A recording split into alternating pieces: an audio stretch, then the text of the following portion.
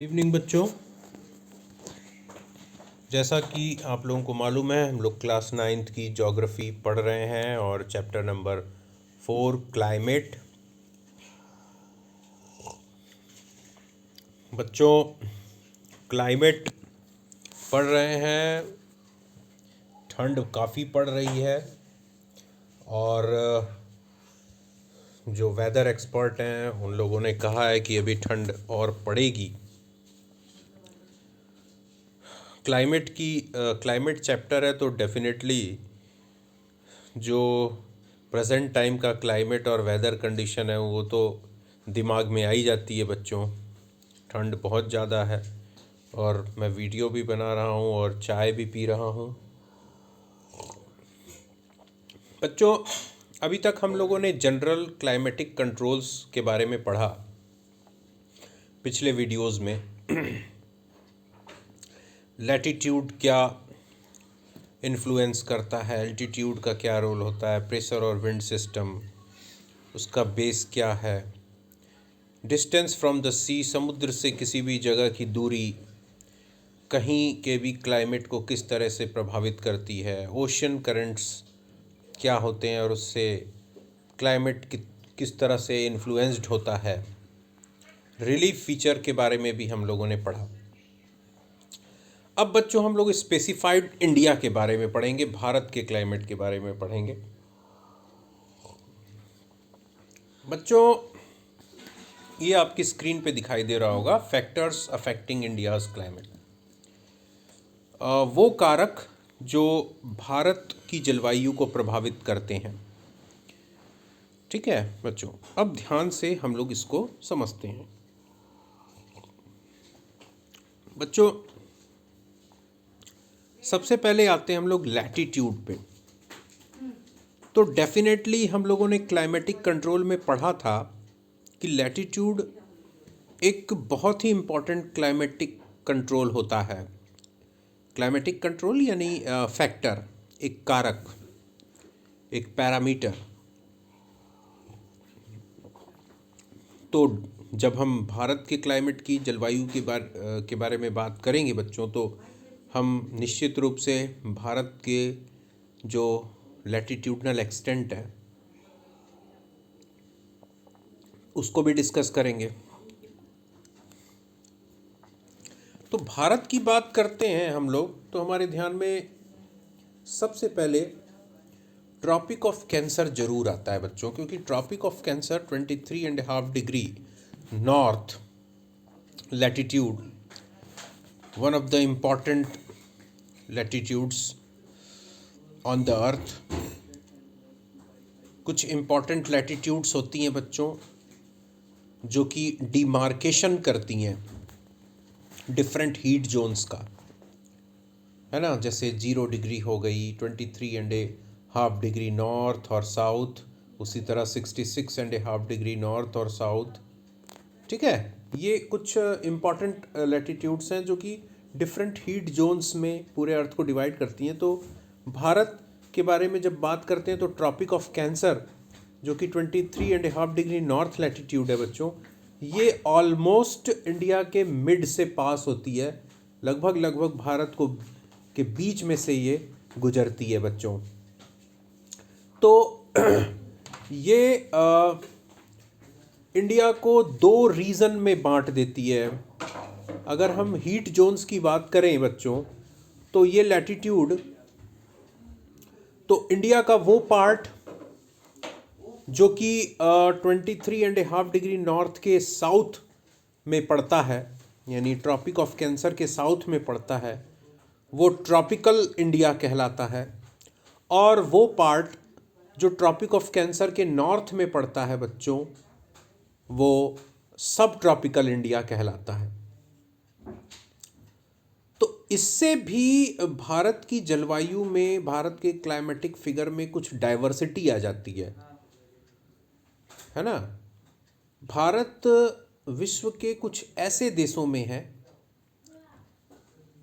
जहाँ जलवायु में भी अनेकता है, हमारी संस्कृति में भी अनेकता है, हमारी भाषाओं में भी अनेकता है, हमारे धर्मों में भी अनेकता है, हमारी परंपराओं में, है ना, नस्लों में, हर तरह में अनेकता है बच्चों, ठीक है।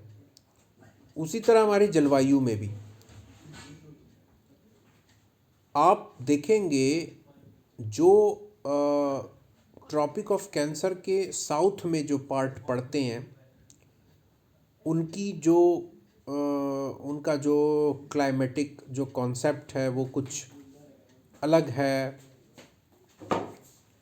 और जो सब ट्रॉपिकल इंडिया में पड़ते हैं उनका क्लाइमेटिक जो कॉन्सेप्ट है वो कुछ अलग है। तो लैटिट्यूड का फ़र्क पड़ता है। 23.5 डिग्री नॉर्थ जो है बच्चों, इसको अगर मैं आपको समझाऊं, थोड़ा सा आपको समझना पड़ेगा। समझना ये पड़ेगा कि हमारी जो धरती है, हमारी जो पृथ्वी है, वो एकदम स्ट्रेट, उसका जो एक्सिस है, उसका एक्सिस एकदम 90 डिग्री पे नहीं है। मतलब वो एकदम स्ट्रेट नहीं है, वो टिल्टेड है। हमारी धरती टिल्टेड है। टिल्टेड यानी झुकी हुई है। अगर वो सीधी होती तो वो प्लेन पर 90 डिग्री का, 90 डिग्री का राइट एंगल बनाती बच्चों, लेकिन ऐसा नहीं है। वो एंगल बनाती है 66.5 डिग्री का। एंगल बनाती है 66.5 डिग्री। तो 90 में से आप 66.5 डिग्री माइनस कर दो तो बचा कितना, 23.5 डिग्री। तो 23.5 डिग्री झुकी हुई है हमारी अर्थ। मतलब उसका जो इंक्लाइनेशन है, हमारे अर्थ का इंक्लाइनेशन है, जो झुकना है, वो 23.5 डिग्री है। तो इसीलिए 23.5 डिग्री, चाहे वो नॉर्थ हो चाहे वो साउथ हो, ये लैटिट्यूड बहुत इंपॉर्टेंट लैटिट्यूड होती है। क्यों? क्योंकि बच्चों हिसाब से अगर हम थियोरेटिकल देखें, सैद्धांतिक तौर पे देखें, तो जो इक्वेटर है यानी भूमध्य रेखा, जो धरती के बीच में से हमारी अर्थ के एकदम बीचों बीच गुजरती है, अर्थ को 2 हिस्सों में बांटती है बराबर बराबर, नॉर्दर्न हेमिस्फेयर, सदर्न हेमिस्फेयर, वो 0 डिग्री पे है। 0 डिग्री है ना, उसका जो मान है वो है 0 डिग्री, ठीक है। लेकिन और अगर हमारी धरती एकदम स्ट्रेट होती, 90 डिग्री पे एकदम हैंग रहती, एकदम खड़ी रहती 90 डिग्री पे, तो सूरज की किरणें पड़ती सीधी किस पे, 90 डिग्री पे, एकदम वर्टिकल, सॉरी 0 डिग्री पे, सॉरी, है ना, 0 डिग्री जो इक्वेटर है उस पर सूरज की किरणें एकदम सीधी पड़ती। लेकिन बच्चों हमारी जो धरती है वो सूरज के चारों तरफ चक्कर लगाती है। अब सूरज के चारों तरफ चक्कर लगाने के क्रम में उसकी स्थिति बदलती रहती है। एक तो वो झुकी हुई है, ऊपर से उसकी स्थिति बदलती रहती है। वो अपनी कक्षा में यानी अपनी ऑर्बिट में वो चलती रहती है, मूवमेंट करती रहती है सूरज के चारों तरफ। इसके कारण क्या होता है बच्चों, उस मूवमेंट के कारण क्या होता है, जो हमारी अर्थ है उसके 2 कारण, एक तो हमारी अर्थ टिल्टेड है यानी झुकी हुई है, और दूसरा वो मूवमेंट कर रही है, जिसको कि हम रिवॉल्यूशन बोलते हैं। इसके कारण क्या होता है, इक्वेटर जो है वो मतलब व्यवहारिक रूप में प्रैक्टिकली इक्वेटर शिफ्ट हो जाता है। इक्वेटर जो है प्रैक्टिकली बारी बारी से शिफ्ट हो जाता है। एक बार इक्वेटर, बच्चों ध्यान से आप एक बार इमेजिन करो, मतलब वो झुकी हुई है हमारी अर्थ। मान लो हमारे अर्थ का जो नॉर्दर्न हेमिस्फेयर है, सपोज एक ऐसी स्थिति आती है, घूमते घूमते सूरज के चारों तरफ घूमते घूमते धरती की एक ऐसी स्थिति आती है कि जो नॉर्दर्न हेमिस्फेयर है यानी उत्तरी गोलार्ध, अर्थ का जो इक्वेटर के नॉर्थ वाला जो पूरा हिस्सा है वो सूरज की तरफ झुका हुआ है, और जो सदर्न हेमिस्फेयर है वो सूरज से दूर है। तो ऐसी स्थिति में क्या होगा, जो 23.5 डिग्री नॉर्थ लैटिट्यूड है यानी ट्रॉपिक ऑफ कैंसर जो है, एक तरह से वो इक्वेटर हो गया, वो इक्वेटर का काम करने लगा। क्यों? क्योंकि सूरज की किरणें जो है वो सीधी पड़ रही हैं, 23.5 डिग्री नॉर्थ पे सूरज की किरणें सीधी पड़ रही हैं, तो इक्वेटर तो वो हो गया। बात को समझो बच्चों। अब एक दूसरी स्थिति क्या होती है, जब क्या होता है कि जो अर्थ का सदर्न हेमिस्फेयर है, सदर्न हेमिस्फेयर यानी दक्षिणी गोलार्ध, वो सूरज की तरफ है और जो नॉर्दर्न हेमिस्फेयर है वो सूरज से दूर है। तो ऐसी स्थिति में क्या होता है बच्चों, ट्रॉपिक ऑफ कैप्रिकॉर्न यानी 23.5 डिग्री साउथ लैटिट्यूड, उस पर एकदम सीधी किरणें पड़ती हैं। तो इक्वेटर का काम फिर वो करता है, मतलब जो काम इक्वेटर पे होना चाहिए हमेशा, अर्थ की, अगर अर्थ हमारी एकदम सीधी होती, एकदम उसका एक्सिस 90 डिग्री का होता, तो अर्थ भले ही मूवमेंट करती, सूरज के चारों तरफ चक्कर लगाती, कोई फर्क नहीं पड़ता, हमेशा सूरज की जो सीधी किरणें हैं वो इक्वेटर पे पड़ती, इसमें कोई दो राय नहीं है। लेकिन हमारी धरती तो झुकी हुई है, सीधी तो है नहीं, 90 डिग्री पे तो है नहीं, वो तो टिल्टेड है, इंक्लाइंड है। तो इसके कारण एक बार देखो, एक बार ऐसी स्थिति बनती है कि ट्रॉपिक ऑफ कैंसर इक्वेटर बन जाता है, और एक बार ऐसी स्थिति बनती है कि ट्रॉपिक ऑफ कैप्रिकॉर्न इक्वेटर बन जाता है। लेकिन 2 बार ऐसी भी स्थिति आती है, 2 बार साल भर में, जब इक्वेटर का काम करता है। मतलब ऐसी स्थिति कि जब सूरज की सीधी किरणें इक्वेटर पे पड़ती हैं और इक्वेटर के तौर पे एक्ट करता है, ऐसी भी स्थिति आती है साल में 2 बार। एक को हम लोग एक बार हम स्प्रिंग सीजन जिसको कि बोलते हैं, और एक बार ऑटम है ना, ऑटमनल इक्विनॉक्स, और एक बार स्प्रिंग इक्विनॉक्स यानी तब दिन और रात बराबर बराबर होते हैं, 12 घंटे का दिन 12 घंटे की रात। उस समय सूरज की किरणें सीधे इक्वेटर पे पड़ती हैं, यानी इक्वेटर के तौर पे ही रहता है। उसी तरह साल में 2 बार ऐसी स्थिति बनती है पृथ्वी के झुकने के कारण कि एक बार इक्वेटर 23.5 डिग्री नॉर्थ पे आता है और एक बार इक्वेटर बन जाता है 23.5 डिग्री साउथ पे, बच्चों, है ना।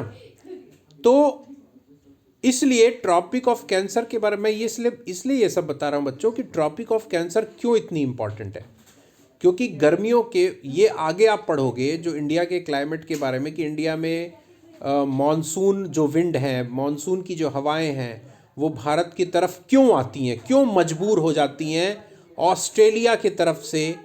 ऑस्ट्रेलिया के तरफ जो इंडियन ओशियन का जो रीजन है, ठीक है, इंडियन ओशियन साउथ में, उधर से हवाएं जो प्रिवेलिंग विंड हैं, जो जिनको हम परमानेंट विंड कहते हैं, जो मतलब जो हवाएं एक पर्टिकुलर एक निश्चित दिशा में बहती रहती हैं, जिनके दिशा में कोई परिवर्तन नहीं होता, लेकिन अचानक ऐसा क्या होता है कि वो हवाएं अपनी दिशा बदल देती हैं और भारतीय उपमहाद्वीप क्षेत्र में, इंडियन सब कॉन्टिनेंट की तरफ वो हवाएं मजबूर होकर आने लगती हैं। और जब वो कोई भी हवा समुद्र के तरफ से आएगी, पानी के तरफ से कोई भी हवा आएगी, तो निश्चित रूप से उस हवा में क्या आ जाएगी, नमी। अब जब वो नमी लेके आएगी बच्चों, नमी लेके आएगी तो क्या करेगी, बादल बनाएगी तो बारिश होगा, इसीलिए वो मॉनसून की बारिश होती है। तो ऐसा क्या होता है कि ये हवाएं मजबूर हो जाती हैं आने के लिए, मई और जून के महीने में, अप्रैल मई में ऐसा क्या होता है बच्चों? अप्रैल मई में यही होता है, क्या होता है, ये जो ट्रॉपिक ऑफ कैंसर है, इसके ऊपर सूरज की सीधी किरणें पड़ने लगती हैं, है ना, और इतनी ज़्यादा गर्मी हो जाती है जिसके कारण एयर प्रेशर लो हो जाता है। एटमॉस्फेरिक प्रेशर, एयर प्रेशर बहुत ज़्यादा, जब गर्मी होगी, डेफिनेटली मैंने बताया कि जब गर्मी होती है तो एयर प्रेशर लो हो जाता है। एयर प्रेशर जब लो होगा तो वो अपने तरफ हाई प्रेशर को अट्रैक्ट करेगा, यानी जहाँ पे हाई प्रेशर होगा, एयर प्रेशर हाई होगा, वहाँ से लो प्रेशर की तरफ हवाएं चलने लगेंगी। अब क्या होता है बच्चों, चलो ये सब आगे बहुत सारा पढ़ेंगे, इसमें ये सब नहीं बताना था, फिर भी मैंने तुमको बता दिया बच्चों, आगे फिर मैं इन चीज़ों को डिस्कस करूँगा। जब हम लोग मॉनसून के बारे में पढ़ेंगे, जब मैकेनिज़्म ऑफ मॉनसून आखिर क्यों भारत की तरफ आकर्षित होता है, ठीक है। अभी तो हम लैटिट्यूड्स को पढ़ रहे थे। Latitude, the tropic of cancer passes through the middle of the country from the run of Kutch in the west to Mizoram in the east. बच्चों ये तुम्हारे लिए एक क्वेश्चन है।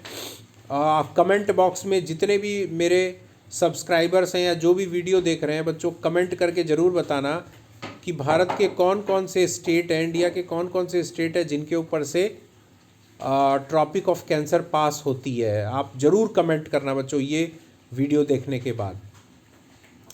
तो ये वेस्ट में रन ऑफ कच्छ से लेकर के ईस्ट में मिज़ोरम तक ये लाइन जो ट्रॉपिक ऑफ कैंसर है ये जाती है, गुजरती है। Almost half of the country lying south of the tropic of cancer belongs to the tropical area. All the remaining area north to the tropic lies in the subtropics. बताया मैंने बच्चों, ये मैं पहले ही बता चुका हूँ कि भारत ट्रॉपिक ऑफ कैंसर के जो उत्तरी वाला इलाका है वो सब ट्रॉपिकल इंडिया कहलाता है, और जो साउथ वाला यानी दक्षिणी इलाका है वो ट्रॉपिकल इंडिया कहलाता है।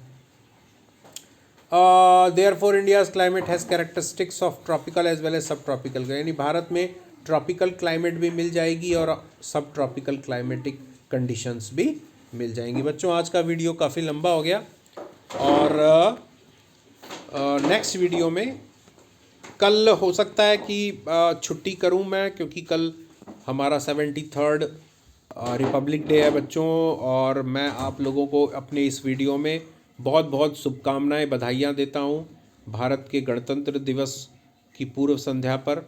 और आप लोग बच्चों खुश रहिए, भारत के एक बहुत अच्छे नागरिक बनिए, भारत को बढ़ाइए, देश को बढ़ाइए, समाज को बढ़ाइए। और आपकी जिम्मेदारी है कि आप अच्छे से पढ़ें। यदि अच्छे से पढ़ेंगे तभी अपने परिवार को, समाज को और हमारे राष्ट्र को मजबूत करेंगे। ठीक है बच्चों, ओके, गुड नाइट।